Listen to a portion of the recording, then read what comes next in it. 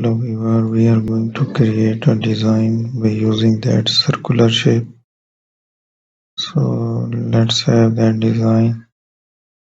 We are going to make the different shapes here.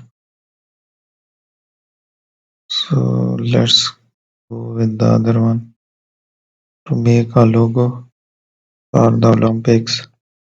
So we are making the different shapes and designs first and finding the color for the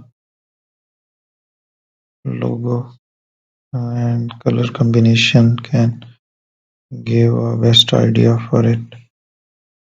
So let's generate the more visuals. Now we will also add some more details. Thank you for watching my video.